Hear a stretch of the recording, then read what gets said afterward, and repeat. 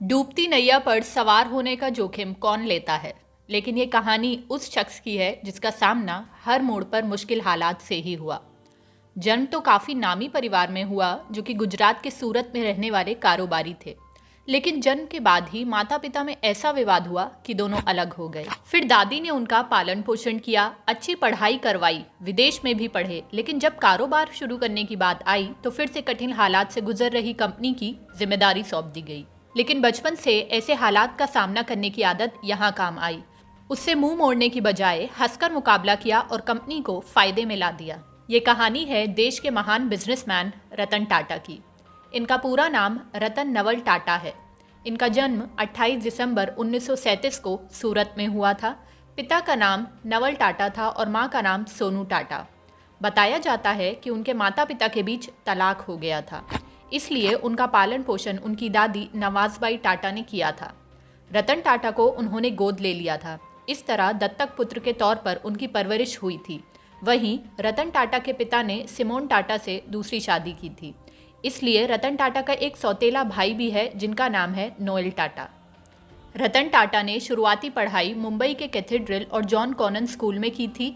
इसके अलावा अमेरिका की कॉर्नेल यूनिवर्सिटी से स्ट्रक्चरल इंजीनियरिंग की पढ़ाई साल 1962 में की थी। आखिर में हार्वर्ड यूनिवर्सिटी से 1975 में एडवांस मैनेजमेंट प्रोग्राम किया था। तो चलिए अब हम लोग रतन टाटा की सक्सेस स्टोरी के बारे में पढ़ते हैं। रतन टाटा बिजनेस घराने से थे। पढ़ाई के बाद उन्हें साल 1971 में राष्ट्रीय रेडियो और इलेक्ट्रॉनिक्स कंपनी यानी कि नेल्को में प्रभारी निदेशक नियुक्त किया गया। जब उन्हें ये कमान सौंपी गई थी उस वक्त कंपनी बुरे दौर से गुजर रही थी। लेकिन इससे मुंह मोड़ने के बजाय रतन टाटा ने अपनी काबिलियत के दम पर नेल्को कंपनी को न सिर्फ इस झटके से उभारा बल्कि 20% तक हिस्सेदारी भी बढ़ाने में सफल रहे। हालांकि इमरजेंसी और आर्थिक मंदी से कंपनी को काफ़ी नुकसान हुआ था। फिर 1977 में टाटा को यूनियन की हड़ताल का सामना करना पड़ा, जिसके चलते बाद में नेल्को कंपनी बंद करनी पड़ी थी। तो आइए अब हम लोग रतन टाटा की कंपनी लिस्ट के बारे में बात कर लेते हैं। कुछ महीने बाद ही रतन टाटा को कपड़ा मिल एम्प्रेस मिल्स की जिम्मेदारी दे दी गई। ये कंपनी भी उस समय घाटे में थी। आखिरकार इसे भी बंद करना पड़ा था, लेकिन रतन टाटा ने कभी हार नहीं मानी। कहा जाता है कि रतन टाटा कंपनी बंद नहीं करना चाहते थे, लेकिन मजबूरी में ये फैसला लेना पड़ा। अब भले ही जिन दो कंपनियों की कमान उन्हें दी गई थी उन्हें बंद करना पड़ा, लेकिन इस बीच रतन टाटा की काबिलियत उनके परिवार को समझ आ गई थी। इतने बुरे हालातों में भी उन्होंने कंपनी को काफ़ी हद तक ऊपर उठाया।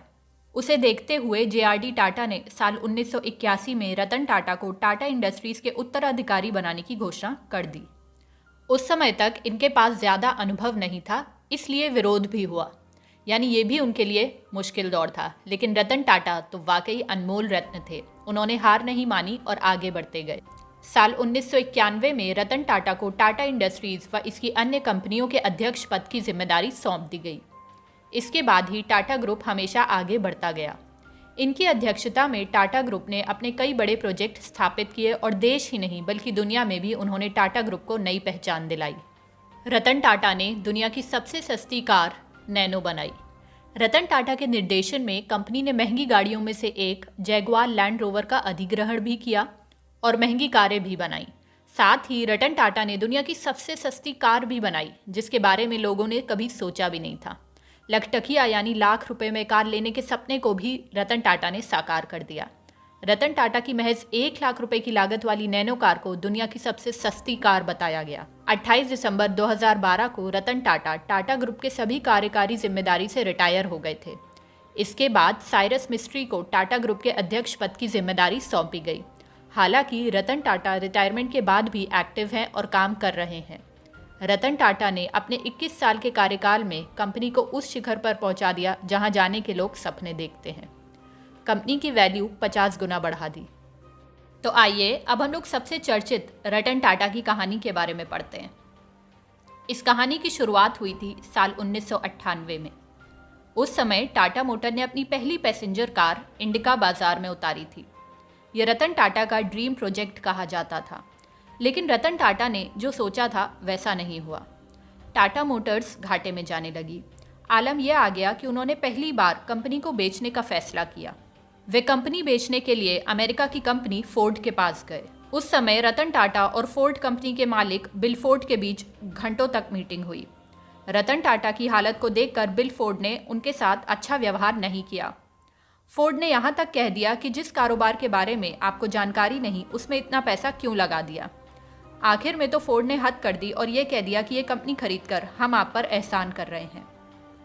ये आखिरी शब्द सुनकर रतन टाटा वहाँ से बाहर निकल आए थे और कंपनी बेचने के फैसले को कैंसिल कर दिया। उन्होंने डील भी खत्म कर दी। उन्होंने एक रिसर्च टीम तैयार की जिसका काम था मार्केट में क्या चल रहा है और लोग क्या चाहते हैं वो पता लगाना। फिर से उन्होंने टाटा इंडिका कार लॉन्च की और इसने सफलता की नई बुलंदियों को छू लिया। और फिर रतन टाटा लगातार आगे बढ़ते रहे और वहीं फोर्ड कंपनी का पतन शुरू हो गया। साल 2008 तक आते आते फोर्ड कंपनी दिवालिया होने की कगार पर पहुंच गई।